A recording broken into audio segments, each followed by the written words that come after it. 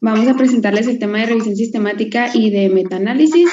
Mi compañero Ángel David Coto Aguilar y yo, su servidora, Gloria del Carmen González Astor.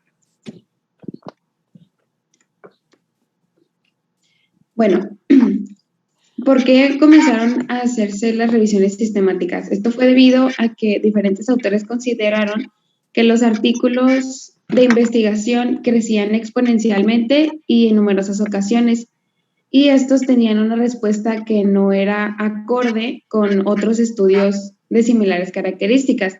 Entonces, pues el lector quedaba con dudas acerca de cómo podría utilizarlos en su práctica profesional. Entonces, no solamente había mucho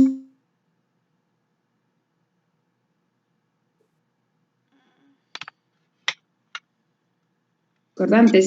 Entonces, se utilizaron las investigaciones científicas en las que la unidad de análisis son estudios primarios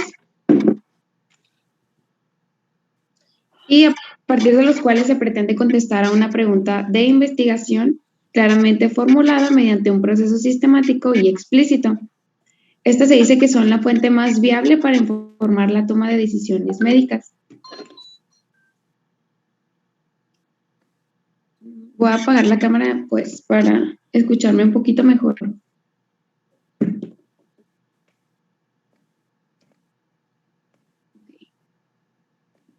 Bueno, esta se les considera como una investigación secundaria debido a que es una investigación sobre lo investigado.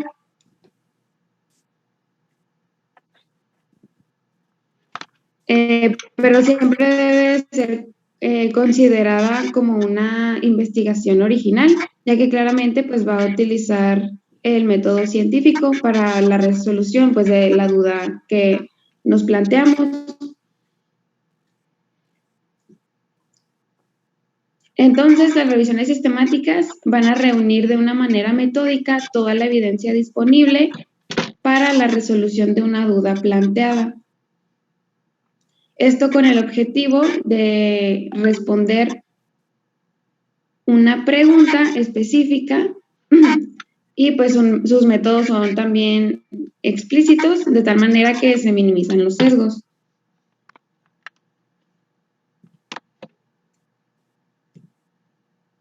Bueno, desde un punto de vista formal, las revisiones sistemáticas sintetizan los resultados de investigaciones primarias mediante estrategias que limitan el sesgo y el error aleatorio.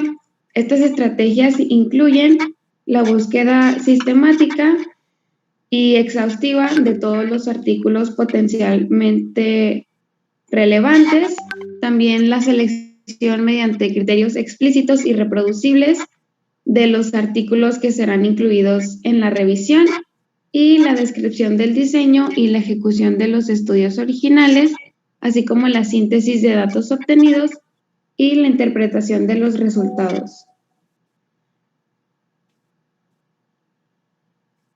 Bueno, vamos a tener dos tipos de revisiones sistemáticas y esto pues es, aunque la revisión sistemática es una herramienta de síntesis, no siempre es posible presentar resumidamente los resultados pues, de los estudios primarios y cuando estos no se combinan estadísticamente, vamos a tener una revisión sistemática cualitativa. Entonces, esta se presenta en forma descriptiva y no tiene análisis estadístico.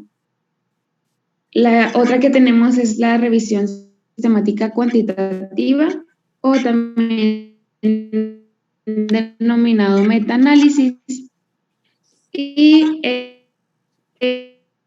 es cuando mediante el uso de estimador puntual.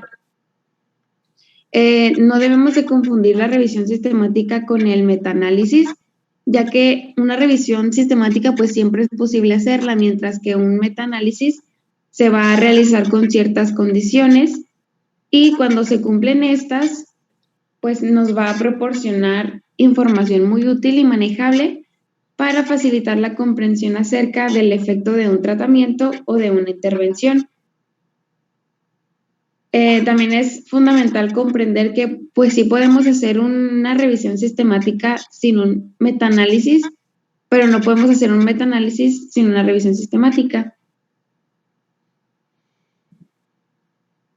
Bueno, otro tipo de revisiones son las narrativas, que estas no siguen un proceso sistemático y por lo tanto no se les puede considerar un proceso formal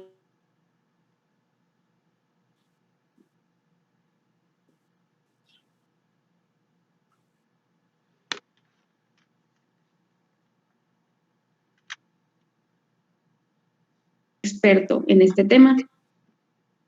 Y pues esta nos va a dar más que nada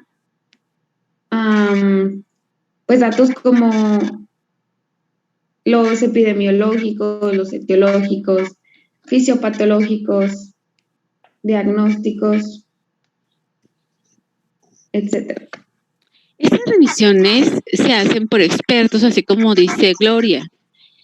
Y en las revistas que ustedes leen, dependiendo de pues qué tan buena, qué tan bien rankeada está la revista, estas revisiones narrativas las hacen solamente por invitación. ¿Sí saben lo que significa eso?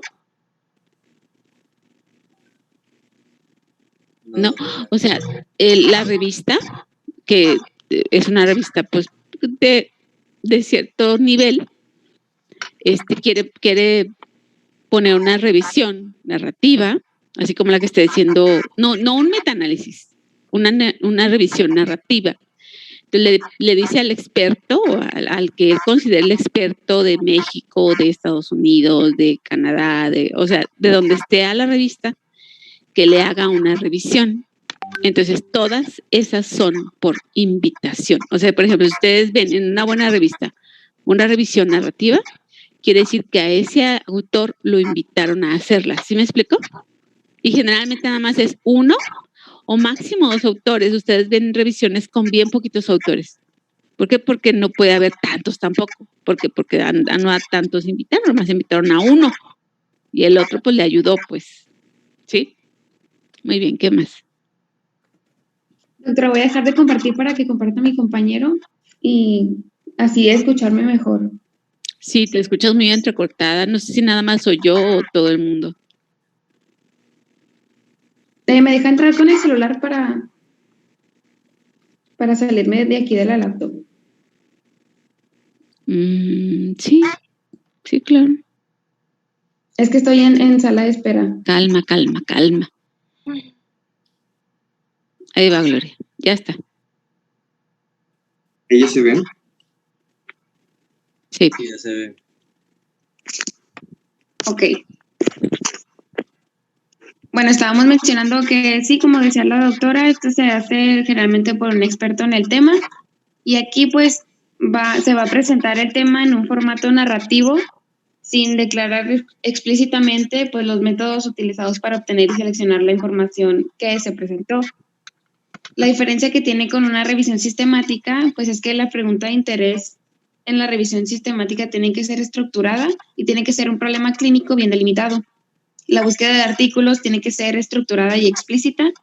La forma en que se seleccionen pues, los artículos de interés tiene que estar basada en criterios explícitos, uniformemente aplicados a todos los artículos. La evaluación de la calidad de la información es estructurada y explícita. Se presenta un resumen cualitativo y cuantitativo, como ya mencioné, y pues normalmente es basada en la evidencia. Entonces, pues a diferencia de las revisiones narrativas, las revisiones sistemáticas, pues como su nombre lo dice, van a emplear un método sistemático para la búsqueda de todos los estudios que sean potencialmente relevantes, junto con criterios explícitos que van a estar fijados de antemano en la selección. Y pues esto es lo que le confiere el carácter científico, a diferencia de este tipo de revisiones. Leas, por favor. Antes, hace un buen rato, digamos hace unos 20 años, chicos, estas revisiones se hacían con bien poquitos bibliografía, porque se suponía que el experto era el estándar de oro. O sea, antes, estamos hablando de antes, ¿ok? Ahorita ya no. O sea, ahorita si se hace eso es una tarugada. Pero antes, créanmelo, que lo que dijera el experto era el estándar de oro.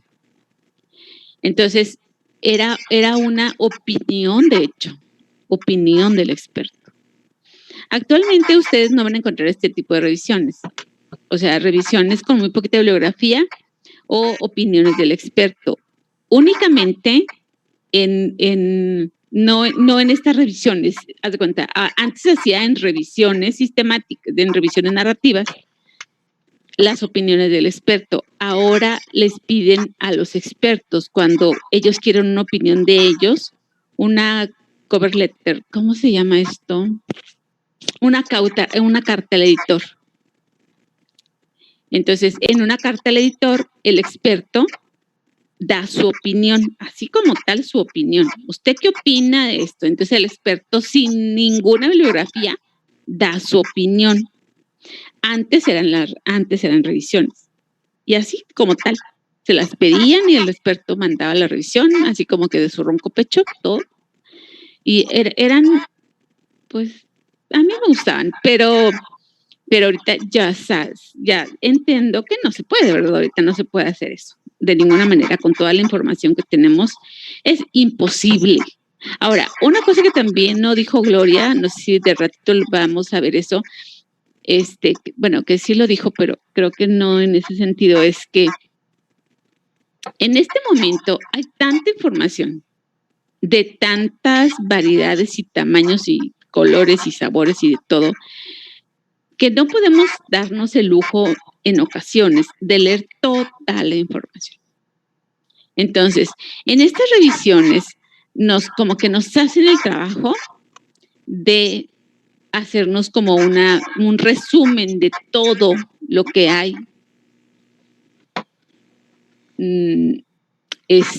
acerca de ese tema.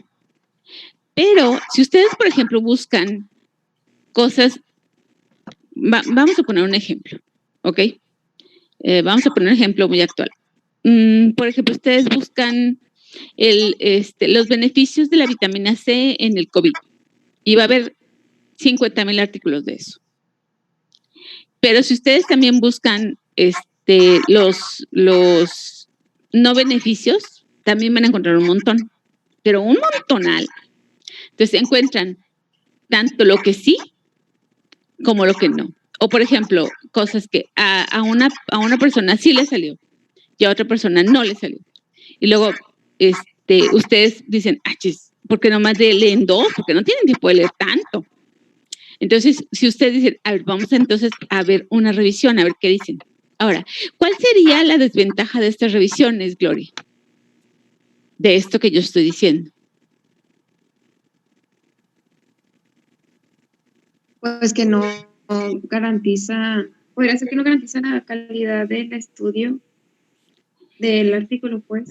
Pudiera ser que esté sesgado no. O sea, nunca vas tú a garantizar eso, nunca se garantiza. Lo que sí es que puede estar sesgado y lo he visto muchas veces. Por ejemplo, usos de la no sé qué, sí, por ejemplo, usos de tal medicamento o efectos secundarios. Y luego dice, pues yo revisé 50 artículos y no encontré ningún efecto secundario. Sí, en esos 50 artículos, pero no revisó los otros 1,000 artículos en donde sí había y que seguramente no los puso. ¿Sí me explicó? Se sesga la información. Por ejemplo, si tú quieres hacer algo en donde diga esto sirve, lo puedes hacer. Y es verdad, ahí están los artículos. Pero si también quieres hacer algo donde diga esto no sirve, también lo puedes hacer. Y también está la información. Entonces, ustedes como lectores tienen que revisar eso. O sea, que sí sea una buena revisión, que diga las pros y las contras de cada cosa. Y que, pues que no haya una revisión que diga completamente lo contrario. Porque sí hay casos. Hay un montón, de hecho. ¿Qué más, Gloria? Sí, le das, por favor. Bueno, las etapas de una revisión sistemática. Primero hay que definir la pregunta clínica de interés así como los criterios de inclusión y exclusión de los estudios. Hay que localizar y seleccionar de los estudios relevantes. Hay que extraer los datos de estos estudios, hay que hacer un análisis y una presentación de los resultados y, por último, una interpretación, pues, de estos resultados. ¿Le das, por favor? Bueno, la definición de la pregunta clínica de interés. Pues, es el primer paso y tiene que ser una formulación correcta. Esta debe de ser explícita y estructurada y debe de incluir los siguientes componentes. Una población específica, por ejemplo, no sé, pacientes mayores de 75 años.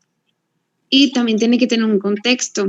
Por ejemplo, la imagen que está ahí, el contexto sería pues un infarto agudo de miocardio con elevación del segmento ST. Tiene también que tener una exposición de interés, ya sea un factor de riesgo, un factor pronóstico, una intervención o tratamiento o un test diagnóstico. Y también aquí es habitual definir una exposición control. Por ejemplo, aquí en esta pregunta, la intervención sería la angioplastia primaria y el control sería la fibrinólisis. Y también tiene que tener un evento de interés. En este caso podría ser una mortalidad o mortalidad cardiovascular, ingresos por síndrome coronario, etc. Entonces, pues nuestra pregunta va a quedar: ¿la angioplastia primaria es más eficaz que la fibrinólisis en pacientes mayores de 75 años para reducir la mortalidad y el infarto de miocardio? Que, como podemos ver, pues incluye la intervención, incluye el control, la población específica o los pacientes y pues nuestro evento de interés, que es la mortalidad y como tal el infarto de miocardio. Entonces, ya una vez que definimos y delimitamos la pregunta, pues va a ser más fácil establecer criterios de inclusión y exclusión, pues los que vamos a aplicar a nuestros estudios. Por el contrario, pues si tenemos una pregunta mal delimitada, esto puede llevarnos a decisiones confusas acerca de los estudios que resulten relevantes, pues para incluirlos en la revisión. ¿Le das, por favor? Entonces, la pregunta tiene que ser clínicamente relevante.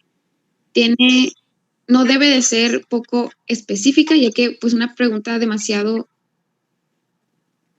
bueno, más bien una pregunta poco específica. Tomando el ejemplo anterior, sería: ¿es útil la angioplastia primaria en el infarto agudo de miocardio? Pues esto, como quien dice, nos abre muchísimo las puertas para todo tipo de estudios que realmente no son los estudios que propiamente vamos a requerir para nuestra revisión. Entonces, pues una pregunta que es poco específica es de poca ayuda para el clínico al momento de tomar una decisión, pues en un paciente concreto. Esta pregunta debe tomar en cuenta elementos de la exposición o de los pacientes que se piensa que puedan afectar al evento de interés. No debe tener criterios de inclusión ni demasiado específicos ni demasiado amplios, porque estos van a limitar la aplicabilidad de los resultados. Y tampoco deben de ser preguntas más bien deben de ser preguntas poco restrictivas. Esto es para que pues tenga un sentido clínico y a partir de esta pregunta, ahora sí hacer preguntas pues más específicas. Y pues es importante en esta fase decidir qué diseños de estudio vamos a considerar para su inclusión en nuestra revisión. Por ejemplo, pues se utilizan más los ensayos clínicos aleatorizados. Y pues esto depende del tipo de cuestión que intentemos abordar en nuestra revisión. Por ejemplo, si queremos evaluar la eficacia de una intervención, es aquí donde se pueden utilizar este tipo de estudios que son los ensayos clínicos. O pues también podemos querer evaluar la fiabilidad y seguridad de alguna prueba diagnóstica, etcétera. Pero fíjate, Gloria, que esto que tú estás diciendo no es de una revisión narrativa. ¿Es de qué? ¿De una revisión? Sistemática. Sistemática. ¿También te tocó metaanálisis? Sí, revisión sistemática y metaanálisis. Metaanálisis. Ok, ¿esto de qué sería? Porque, por ejemplo, esto que tú dices, pasa al anterior. Por favor. Ajá. Cuando tú haces una revisión tal cual, lo que tú haces es formularte, no te formas, depende del tipo de revisión que tú vayas a hacer. Esta pregunta, ¿dónde la haces? ¿En cuál tipo de revisiones? En las revisiones sistemáticas. No.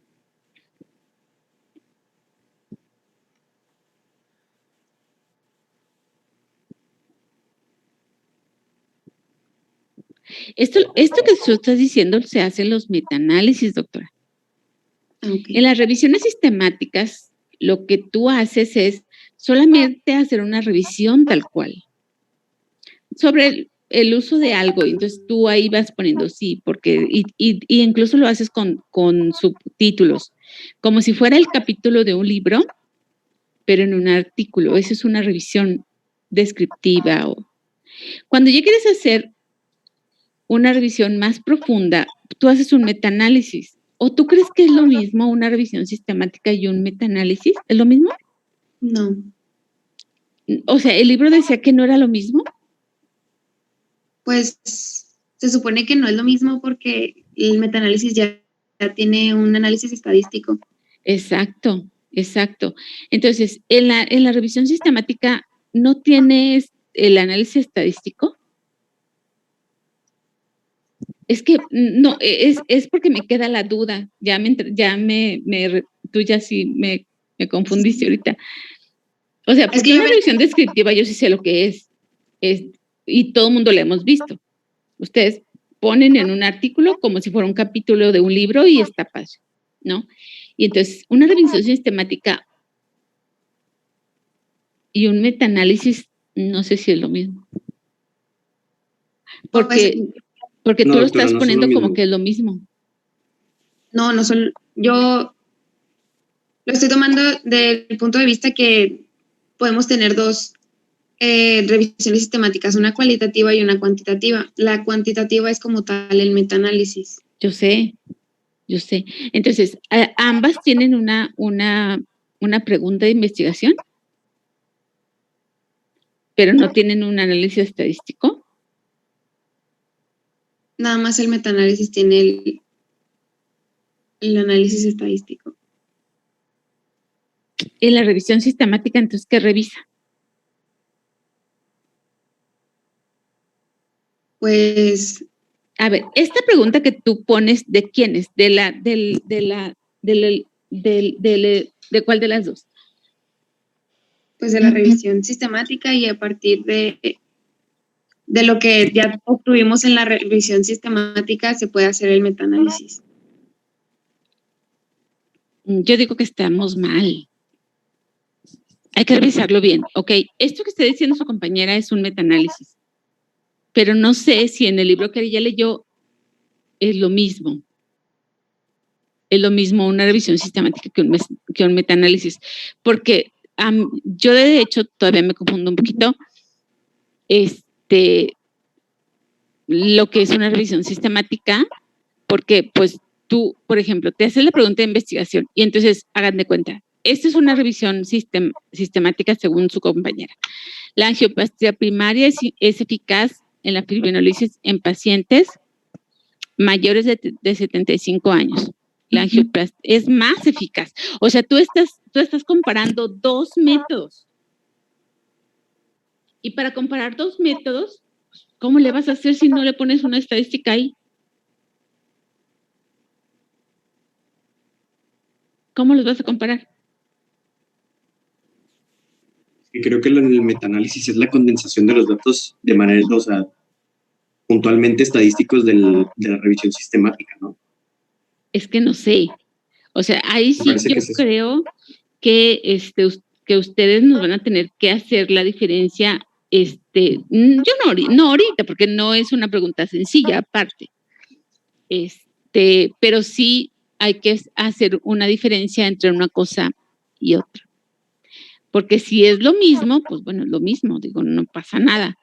Pero según yo, no es lo mismo. Pero, por ejemplo, muchas sí saben, o sea, tenemos que saber puntualmente qué es una revisión sistemática y puntualmente qué es un metaanálisis. Para que ustedes puedan entender mejor esto. Porque, por ejemplo, aquí tú dices una cosa con otra y buscas artículos que a ver, pasa la que sí. Entonces, tú vas a buscar artículos que comparen ambas cosas, ¿cierto? ¿Sí? Ok, a ver, pasa la que sigue, chicos. Eso es, muy bien. Entonces, tú vas a buscar ensayos clínicos aleatorizados acerca de si es mejor la angioplastía o la fibrinólisis en infarto agudo del miocardio. ¿Sí? ¿Sí? ¿Así estoy bien? Entonces, sí. Tú buscas los artículos y encuentras 200. Pero de los 200, tú vas a decir, bueno, sí, pero de los que comparan lo que yo quiero, hay 20. Y entonces ya pones todos los datos, así como te dice tu compañero. ¿Eso es qué es? ¿Un metaanálisis o una revisión sistemática?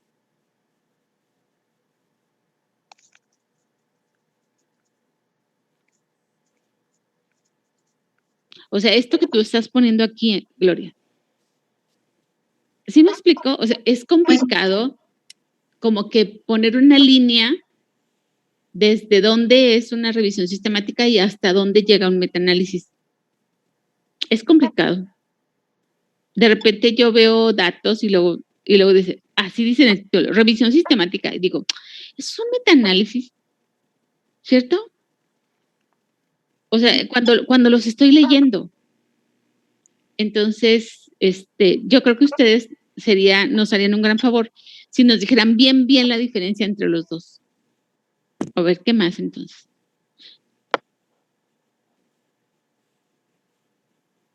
¿Le das, por favor? Bueno, la localización y selección de los estudios relevantes en relación con la pregunta de interés. Aquí pues es propiamente, como su nombre lo dice, la identificación de artículos potenciales. Y pues aquí tenemos que decidir sobre restricciones en relación con el idioma de publicación, tenemos que decidir sobre las fuentes de obtención de los estudios primarios y pues como tal la obtención de los títulos y resúmenes de los estudios que vayamos a querer pues incluir en el metaanálisis. Después se tiene que seleccionar estos artículos y para esto hay que aplicar criterios de inclusión y exclusión tanto a los títulos como a los resúmenes. Y pues se debe de evaluar la concordancia en la selección de los estudios. ¿Le das, por favor?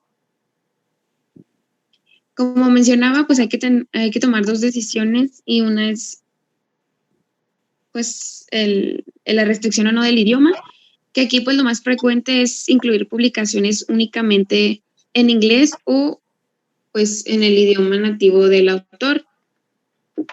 Y también hay que tomar una decisión en relación con la inclusión o exclusión de estudios que sean o no publicados en revistas médicas. Y pues aquí también se incluye más frecuentemente estudios publicados solamente en revistas médicas. Y pues esto podría causarnos un sesgo de publicación que pues da lugar a que es más probable que las revisiones sistemáticas que excluyen estudios no publicados sobreestimen la relación entre la exposición y el evento de interés. ¿Le das, por favor? Bueno, ¿a dónde buscar los artículos? Estos pueden ser de bases de datos electrónicas, de bases de datos no indexadas, pueden ser búsquedas manuales en sumarios de revistas, actas o sumarios de reuniones científicas y libros, en listas de referencias y citaciones, en registros de estudios en curso o, pues ya por último, contacto con compañías farmacéuticas o como tal con colegas expertos en el tema de interés. Obviamente, pues las que más se utilizan son la búsqueda en bases de datos electrónicas. Sin embargo, pues no es una estrategia simple, ya que pues como ya mencionamos, pues hay mucha información, o también puede ser que haya revistas que incluyan pues ciertos estudios que no estén en otra, etcétera. Bueno, la selección de artículos potenciales. Esto es a partir de los títulos y resúmenes que hayamos identificado, y se tiene que hacer una primera selección o cribado de los potenciales artículos elegibles. Para esto es conveniente diseñar una hoja de selección de estudios, que esta debe de ser operativa y debe de incluir los criterios explícitos y comprensibles. Normalmente se comienza el proceso de selección mediante la revisión de los títulos y resúmenes, y ya en caso de que haya dudas, se debe de revisar el artículo a texto completo. Pues ese es un ejemplo de una hoja de selección, y pues vamos a seleccionar el nivel que pues estamos seleccionando, ya sea que estemos revisando el título, el resumen o el texto completo. Y pues obviamente debemos de incluir los criterios de selección. Con respecto al ejemplo, pues se pretende incluir pues estudios que incluyan pacientes con infarto agudo con elevación del segmento ST, y también pacientes mayores de 75 años.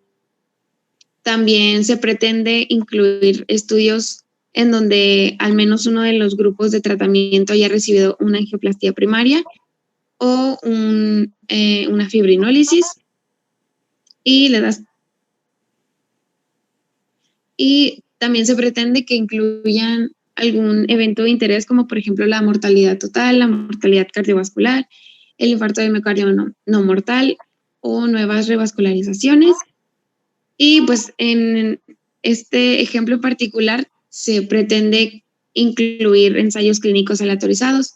Entonces, pues nosotros hacemos nuestras preguntas, que van a ser nuestros criterios de selección, y debemos de incluir aquellos artículos o estudios que nos hayan dado solamente una respuesta positiva a las preguntas que nos hayamos hecho. Y le das, por favor. Y ya después tenemos que hacer pues un diagrama de flujo. Esto es para reportar correctamente, o para, pues sí, demostrar todo el proceso de localización y selección de los estudios. Por ejemplo, aquí tenemos una búsqueda inicial que se incluye pues la base de datos en la que se buscó el artículo. De aquí se obtuvieron 2.093 referencias tras excluir artículos duplicados, y pues aquí nos menciona cuántos artículos, dependiendo de la base de datos en donde los hayamos encontrado. Después de que encontramos pues nuestra cantidad de artículos que pretendamos incluir, tenemos que hacer la revisión de títulos y resúmenes, y ya cuando se hizo esta revisión, en este ejemplo, 1.582 fueron artículos no elegibles. Entonces, en estos diagramas de flujo tenemos que incluir los artículos que se identificaron en cada fase, los artículos que se van a eliminar y las causas de eliminación del artículo. Por ejemplo, aquí pues menciona que 57 estudios no fueron en humanos, 800 estudios no fueron aleatorizados, etcétera. Entonces, estas son las causas por las que estamos eliminando 1.582 artículos. Esto nos da un total de 241, y ya posteriormente se hace una revisión a texto completo del artículo, y de igual forma pues vamos a tener la cantidad de artículos que se van a eliminar y las causas de su eliminación. Por ejemplo, aquí se eliminaron o se descartaron 189 debido a que 82 no comparaban ambas intervenciones, que es la angioplastia primaria y la fibrinólisis, y 107 no incluían a más de 100 pacientes con una edad de mayor a 75 años. Esto nos dio como resultado 52 artículos elegibles, y de aquí 27 se excluyeron debido a que no registran eventos de interés, y nos da como un total 25 estudios incluidos para nuestra revisión sistemática, que pues esta imagen que está a un lado es prácticamente la misma. Y aquí nos menciona pues las etapas del proceso de la revisión sistemática, que es la identificación, el tamizaje, la legibilidad y como tal la inclusión. Entonces, pues primero hacemos la selección de los artículos, que es la revisión sistemática, y ya después vamos a obtener un número total de artículos para, ahora sí, el metaanálisis. ¿Le das, por favor? Bueno, la extracción de datos. Esta fase requiere la máxima fiabilidad de la información que se recoge de cada estudio, seleccionando de nuevo, bueno, aquí es importante recalcar que es conveniente que la extracción se haga en duplicado. Y pues esta información a extraer de los estudios se debe haber consensuado durante la fase de diseño del estudio, y debe de ser aquella que nos permita aceptar o rechazar la hipótesis del estudio. Y bueno, esta hoja de extracción de datos debe de incluir la información sobre los pacientes, la intervención de interés, la intervención control y el diseño de estudio, que es como tal pues toda la información que pensamos que puede ser relevante por su potencial impacto en el resultado, y pues esa información que creemos que pueda variar entre estudios. También se incluye la información sobre los resultados y la información sobre la calidad metodológica del estudio. ¿Le das, por favor? Bueno, este es un ejemplo de una hoja de extracción de los resultados, y pues el formato que elijamos va a depender de cómo estén definidos los eventos de interés. Por ejemplo, si es como variables, bueno, depende de la variable. A veces va a ser más fácil obtener el número y el porcentaje de pacientes en los que sucedió el evento de interés, como por ejemplo, lo podemos ver ahí, la angioplastia, el número y el porcentaje de pacientes, así como la fibrinólisis. Y también podemos incluir las medidas de asociación o de impacto, que pues sería, por ejemplo, el riesgo relativo, la reducción de riesgo relativo, la reducción absoluta de riesgo, razón de ventajas, etc. Esta hoja de extracción, por lo tanto, debe de incluir información sobre la calidad metodológica de cada estudio incluido, pues esta va a estar estrechamente relacionada con la magnitud del efecto. ¿Le das, por favor? Bueno, el análisis y la presentación de los resultados. Ya, pues la presentación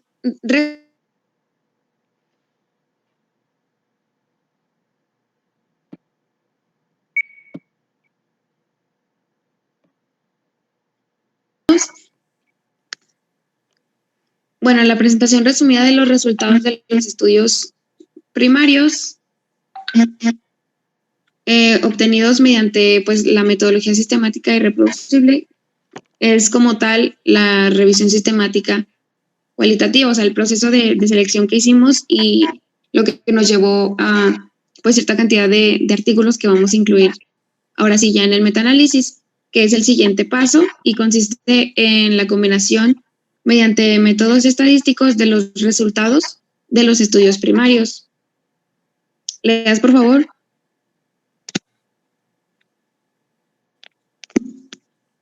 Y pues bueno, eso es el metaanálisis propiamente dicho.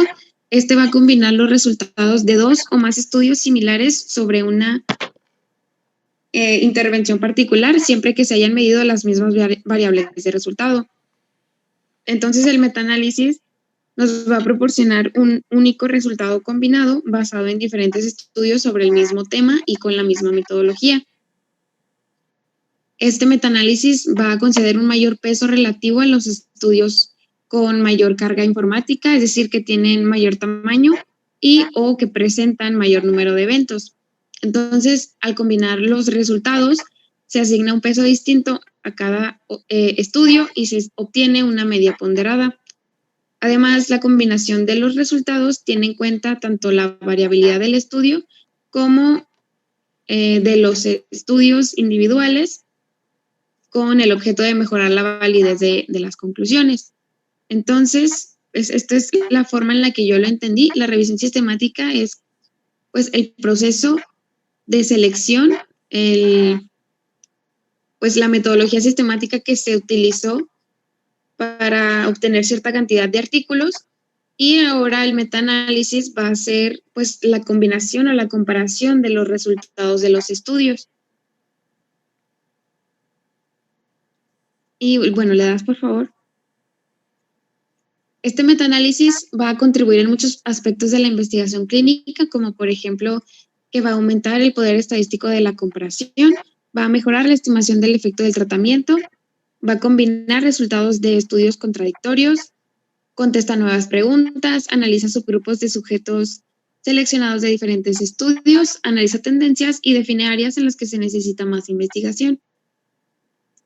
Ahora, ¿le das, por favor?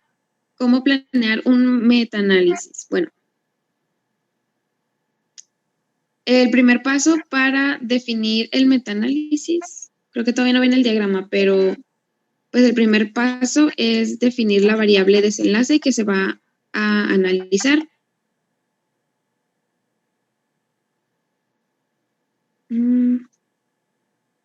Se trabó, Cueto. ¿Se trabó? ¿Me escuchó? Sí. Ah. ¿Ya no se ven las diapositivas? No. Es la misma. Ah. ¿Ahí? Sí, ahí.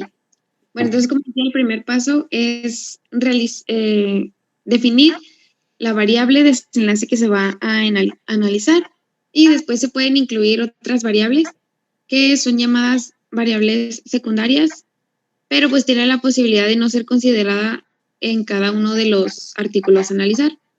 Después vamos a elegir los términos de búsqueda y pues las bibliotecas bibliográficas donde vayamos a hacer esta búsqueda. Y pues como ya hemos visto, se va a seleccionar la mayor parte de artículos posibles, y ya durante todo el proceso de la revisión sistemática se van descartando o discriminando según criterios que hayamos ya definido. Ya después de haberse hecho la primera búsqueda, se procede a realizar como tal la revisión sistemática, y pues ya después tenemos las etapas como tal del metaanálisis, que es el análisis de los datos, la evaluación de la heterogeneidad y la interpretación como tal de los resultados. ¿Le das, por favor? Bueno, un punto importante que hay que resaltar antes de empezar a hablar de la interpretación de los resultados es la heterogeneidad. Esta, bueno, su detección debe de hacerse a través del análisis de los intervalos de confianza, examinando la sobreposición de estos a simple vista. También se puede realizar un test formal como el chi cuadrado, utilizando una prueba de hipótesis, donde se evalúa si las diferencias observadas son compatibles solo con el azar. Entonces, pues para poder pues controlar la heterogeneidad, se debe hacer una revisión de datos y determinar si el metaanálisis se realizó de forma correcta. Se debe evaluar la causa de esta heterogeneidad realizando un análisis de subgrupos o una metaregresión. Pero pues como tal, la heterogeneidad es pues la variabilidad entre los estudios, o sea, que tanto, pues sí, que tanto varían como su nombre lo dice. Entonces esto se puede hacer mediante una observación del forest plot, que es el diagrama que se utiliza para interpretar los resultados del metaanálisis.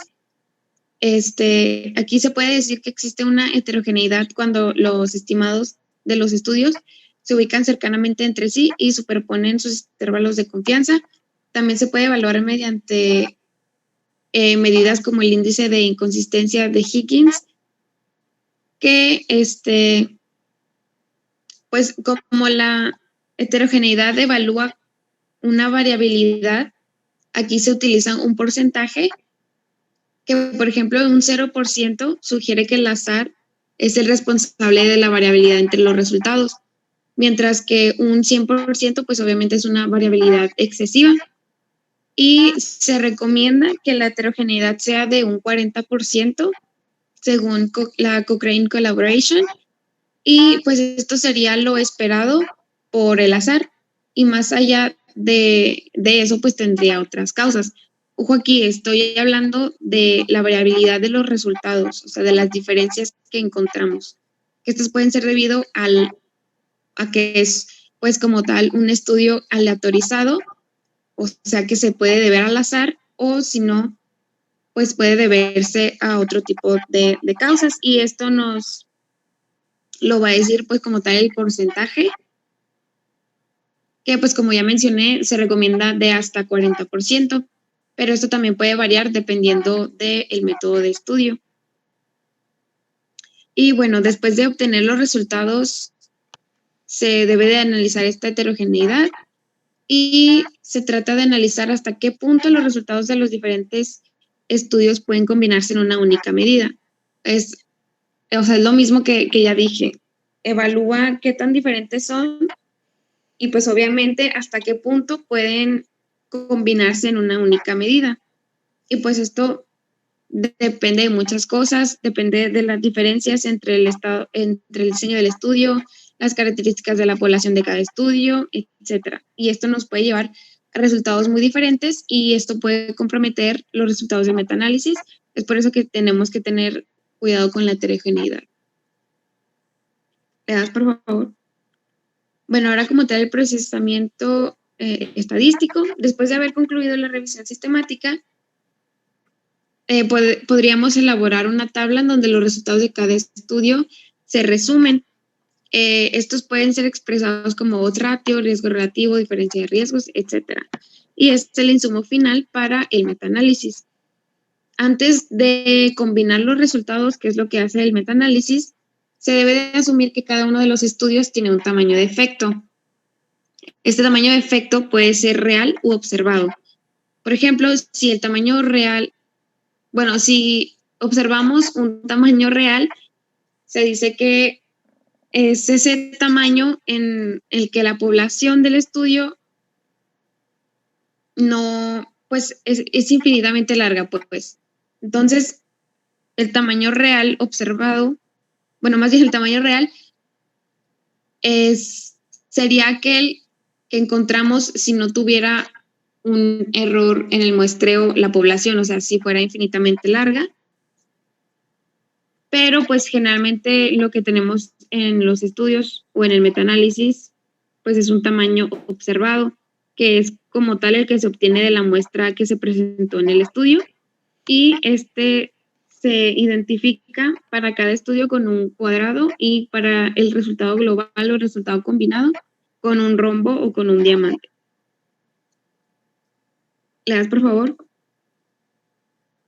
Y bueno, ahora sí la interpretación de los resultados. Esto se hace mediante un forest plot o diagrama de forest, que es el resumen de todos los resultados de cada estudio y también incluye el resultado combinado final. Aquí vamos a tener en el forest un eje vertical central que va a ser correspondiente a un tamaño de efecto nulo. Por lo tanto, los tamaños del efecto que sean negativos o que estén a la izquierda del eje van a indicar un resultado favorable para la intervención, mientras que los tamaños de efecto positivos van a ser resultados favorables a los grupos de control. ¿Le das, por favor? Bueno, ahora sí como tal la interpretación del forest, pues este gráfico es una especie de bosque donde los árboles son los estudios primarios del metaanálisis y donde se resumen todos los resultados relevantes a la síntesis cuantitativa. Entonces, cada estudio va a ser representado por un cuadrado, como podemos ver ahí en la imagen, y su área va a ser proporcional a la contribución de cada uno al resultado global. Este cuadrado va a estar dentro de un segmento, que los extremos de este segmento representan como tal los extremos del intervalo de confianza. Si estos intervalos no cruzan el valor nulo de la variable de los resultados, este se dice que es estadísticamente significativo. Y al último podemos ver que está el diamante y esta es nuestra medida resumen o nuestro resultado global, que pues es el resultado de los estudios combinados. Aquí su centro va a indicar su estimación puntual y la amplitud de sus márgenes pues van a ser como tal los intervalos de confianza. Y como podemos ver aquí, algo que ya había mencionado, si está del lado negativo, está a favor de la intervención, y si está del lado positivo, es a favor del control. ¿Le das, por favor? Bueno, la Cochrane Collaboration recomienda estructurar un forest plot en 5 columnas. En la columna 1 vamos a tener los estudios primarios enlistados, o sea, los artículos que hayamos incluido para nuestra revisión y para nuestro metaanálisis. Y estos puede ser como tal el estudio, o puede también incluir los grupos o subgrupos de pacientes que se vayan a incluir. Y estos generalmente se representan por un identificador compuesto por el nombre del primer autor y la fecha de la publicación. La columna 2 nos muestra los resultados de las medidas de efecto de cada estudio, tal como la refieren los autores. Y la columna 3 es como tal el forest plot, o sea, es el forest plot propiamente dicho, y es la parte gráfica de la representación. Aquí van a verse representados las medidas de efecto de cada estudio y van a encontrarse, como ya me he mencionado, a ambos lados de la línea de efecto nulo, que depende de, pues, de que estemos analizando. Por ejemplo, si es una diferencia de medias o proporciones, el efecto nulo se indica con un 0, pero si es una de odds ratio es un 1. Y bueno, como se había comentado también, los intervalos de confianza van a informarnos sobre la precisión de los estudios y van a indicar cuáles son estadísticamente significativos. Que mencionándolo de nuevo, los estadísticamente significativos son aquellos en los que el intervalo no cruza la línea del efecto nulo. Pero pues de todas formas no hay que olvidar que aunque crucen la línea del efecto nulo y no sean estadísticamente significativos, los límites del intervalo nos pueden dar mucha información sobre la importancia clínica de los resultados de cada estudio.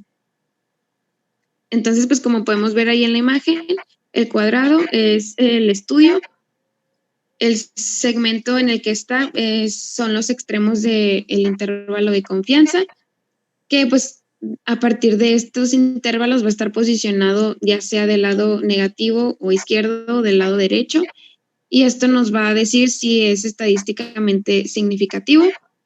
Si está del lado izquierdo es estadísticamente significativo, es decir que no está cruzando la línea del efecto nulo. Y pues al final tenemos el diamante que, como ya había dicho, representa el resultado global del metaanálisis. Su posición respecto a la línea de efecto nulo nos va a informar sobre la significancia estadística del resultado global. Mientras que la anchura del diamante nos da una idea de su precisión, es decir, pues sus intervalos de confianza.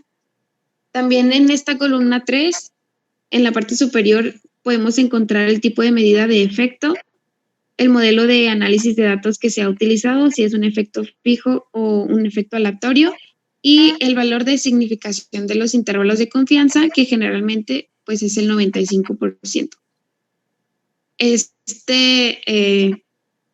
Bueno, pues el metaanálisis también se debe completar con una cuarta columna, que es la estimación del peso de cada estudio en porcentaje, y una quinta columna con las estimaciones del efecto ponderado de cada uno. Además, también se va a representar la medida de heterogeneidad que se ha utilizado junto con su significancia estadística en los casos en que sea pertinente. ¿Le das, por favor? Otra.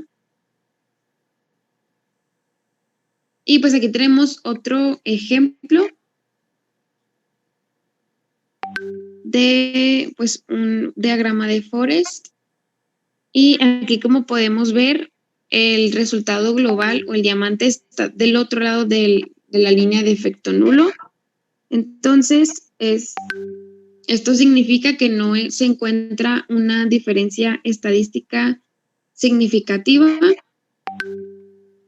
Y pues también otra forma de ver si nuestro estudio es significativo estadísticamente es ver el Test for Overall Effect, que está aquí abajo, no sé si lo puedas seleccionar.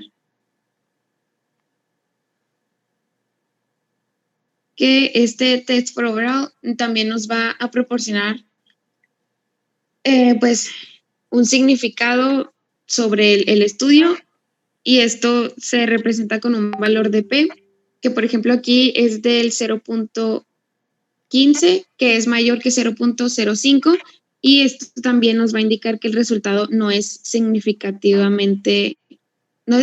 estadísticamente significativo. Entonces podemos ver con el test de overall o con la posición del diamante de nuestro resultado global del estudio.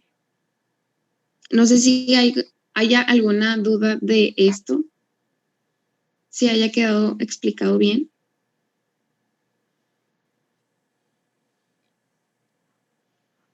Creo que quedó bastante explicado.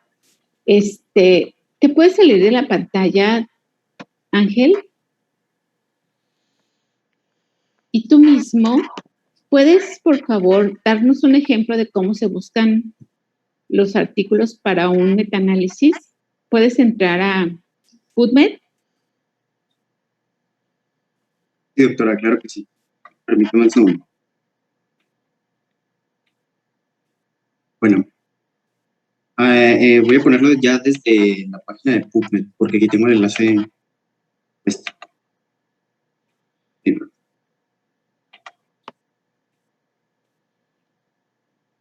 A ver, entonces Gloria nos va a decir qué vamos a poner ahí para nosotros sacar los artículos. ¿Qué tema? O sea, ¿cómo empiezas a buscar en el PubMed para hacer un metaanálisis o una revisión sistemática?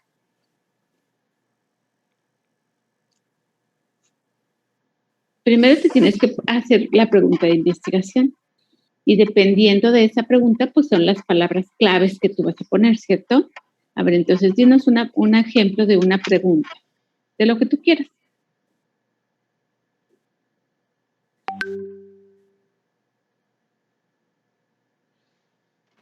Ay, es que no lo escucho, me escucho trabado. Ok. A ver, alguien, Nefertiri, ¿sí me escuchas tú? Sí, doctora, sí la escucho. A ver, una pregunta, la que tú quieras. Una pregunta de investigación. Puede ser referente a cualquier cosa, ¿verdad? Por supuesto, lo que tú quieras está ahí. Pues se puede buscar referente al COVID. Ándale, ¿pero qué pregunta?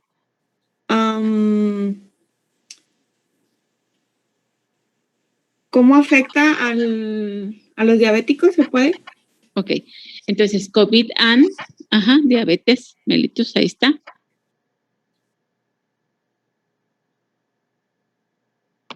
Aquí está tipo 2, doctor. Ok. Entonces ahí salen, arriba dice ¿cuántos? Espérate, no lo bajes. 2,884 artículos acerca de COVID y diabetes, ¿cierto? Entonces, de esos, podemos hacer filtros, así como lo está indicando Ángel, creo, ¿verdad? Entonces, ¿tú quieres ver qué cosa? ¿El texto completo? O, a ver, ponle ahí el texto completo, ponle ahí. Ándale. Ahorita todos los de COVID están en texto completo. Ahora, no. Un metaanálisis no, porque tú vas a hacer un metaanálisis. Entonces, más bien tú lo que tienes que hacer ahí son clinical trials, o sea, estudios clínicos. Ahí ponle. Bájate un poquito más, doctor. Entonces, tú quieres ver los estudios clínicos que tengan texto completo. Pásalo. Más abajo. Por ejemplo, también puedes hacer controlados o aleatorios. Y luego puedes decirle de 1 año, de 9 años, de 5 años, etcétera. Ponle de 10, bueno, o sea, es que es bien poquito, 5 años ponle, porque esto del COVID no tiene mucho. Ok, bájalo. ¿Cuántos resultados tienes al final? 26. Y con eso tú vas a hacer tu metaanálisis. Ahora, de aquí, pues tienes tú que ver cuántos que no están en texto completo en esta base de datos son acerca de lo que tú quieres. Pero por lo pronto ahí ya tienes 26 que son estudios clínicos, que van a